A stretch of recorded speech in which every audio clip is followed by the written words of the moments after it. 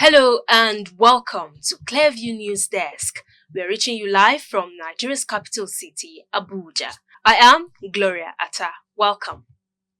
In what many describe as an unusual display of political unity, Senator representing Kogi Central, Natasha Akpoti-Uduaghan, has extended an invitation to Senate President Godswill Akpabio to commission a series of constituency projects in her district, a move which has since sparked diverse reactions across the country. While some Nigerians see it as a step towards bipartisan cooperation, others question the intent behind the gesture.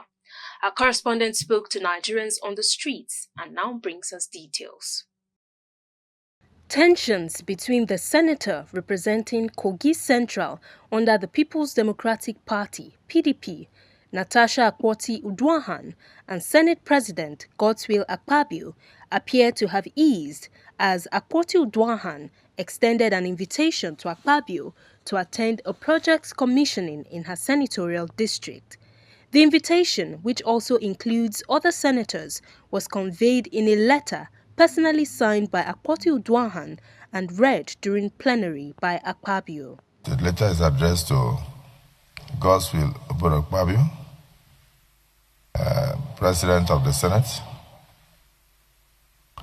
Distinguished colleagues, on Sunday, November 2, 2025, I shall mark 2 years in office in the service of the good people of Kogi Central Senatorial District as their senator in the National Assembly of our nation, with the commissioning and flag off of projects and constituency empowerments. This letter therefore serves as a formal invitation to you all to grace and participate in the activities marking my second anniversary in office. The invitation signals a possible reconciliation following a high-profile dispute between the duo in February over seat reallocation in the Senate, which escalated into a 6-month suspension of Senator Akpoti-Uduaghan on March 6.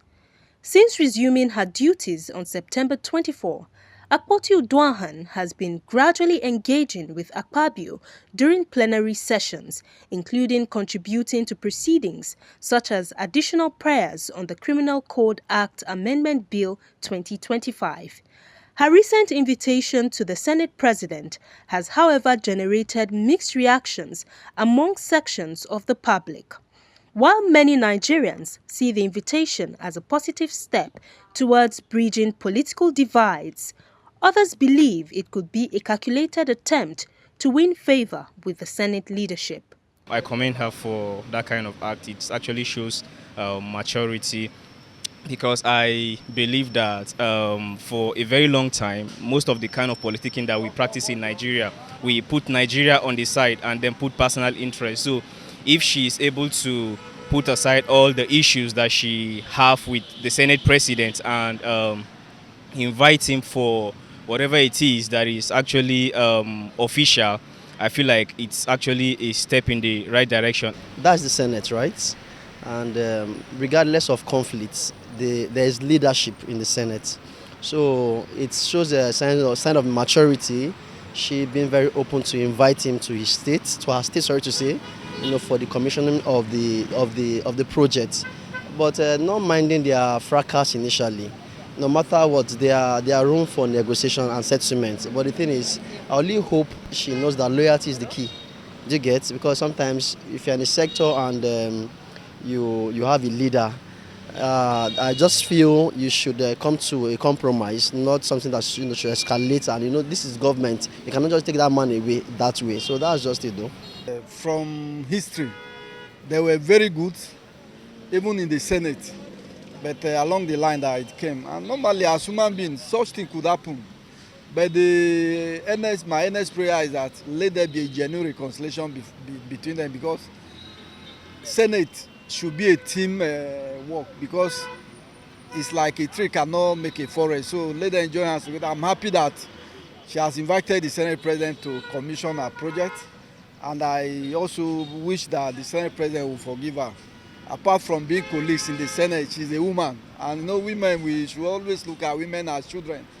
From the reactions on the street, one thing is clear: Nigerians are paying close attention and want their leaders to work together, regardless of political lines, to deliver the dividends of democracy. They should be calm in spirit. This is government. Are you getting me?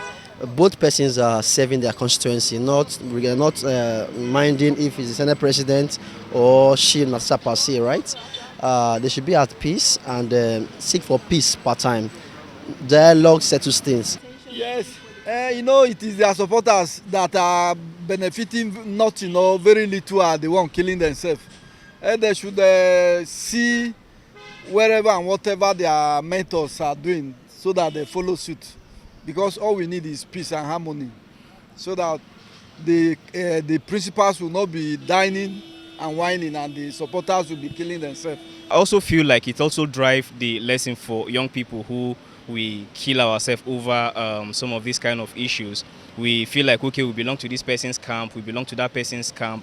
And at the end of the day, these people, they whine and they dine together, and then we are here, fighting each other for some of these things. So I feel like everything that we are doing as young people should actually prioritize Nigeria, should focus on Nigeria. And I commend Senator Natasha for that act.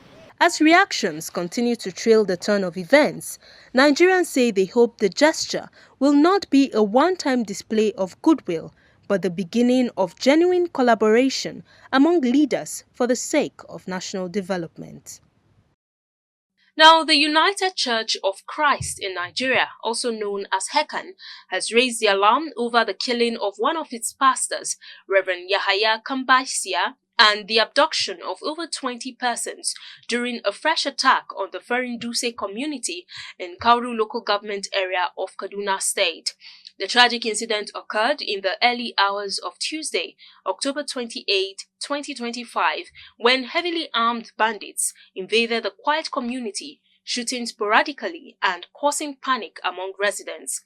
The attackers reportedly whisked away several villagers, including worshippers from the HECAN Church. In a statement by the president of HECAN, Reverend Dr. Amos Kiri, the church described the attack as callous, inhumane, and wicked, lamenting the continuous targeting of Christian communities and clergy in the area. Dr. Kiri noted that the late clergyman's remains had been deposited in a morgue while the church was consulting with his family on burial arrangements. The HECAN president recalled that this was not the first time the church had been attacked in the area. On December 4, 2024, bandits abducted about 50 persons, including a HECAN pastor, Reverend Francis Lawal, who later died in captivity. Similarly, on October 19, 2025, 4 members of the HECAN Kakude local church were kidnapped and are still being held by their captors. Now, the Lagos State Police Command has arrested a recently released ex-convict and 2 suspected pickpockets for various theft-related offences across different parts of the state. In a statement issued on Thursday by the command spokesperson, SP Abimbola Adebisi, operatives of the Rapid Response Squad (RRS) apprehended 25-year-old ex-convict Segun Kolawole just 5 days after his release from the Kirikiri Correctional Center, alongside Sodiq Isa and Adekombi Ganiu. According to the statement, Kolawole was arrested around 8 a.m. on Tuesday, October 28, 2025 at Oshodi Market after RRS operatives noticed his suspicious movements.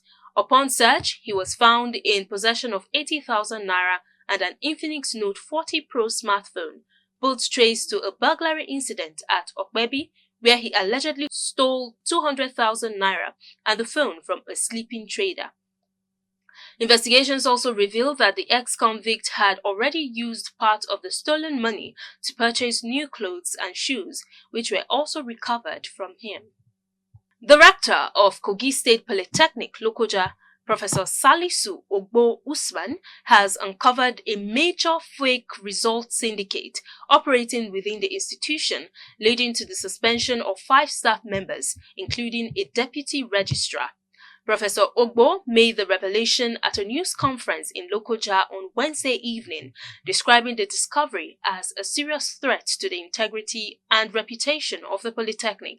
According to him, a detailed investigation carried out by the Polytechnic's admission, ICT, and security units exposed a network of individuals, including students, non-students, and staff, who were involved in forging national diploma and higher national diploma results for personal gains. He disclosed that while 5 staff members have been suspended, some suspects, including one Mr. Dominic Egwada, were still at large. The rector reaffirmed his administration's zero-tolerance stance on academic fraud, assuring that the Polytechnic's quality assurance and security systems remained intact.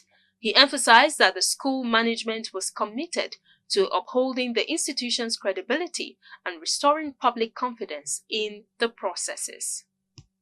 And that's the news. You can follow up on latest events and happenings around you via our social media platforms on Facebook, Instagram, and YouTube at Clearview News Desk, or via our handle on X, formerly known as Twitter, at Clearview Online.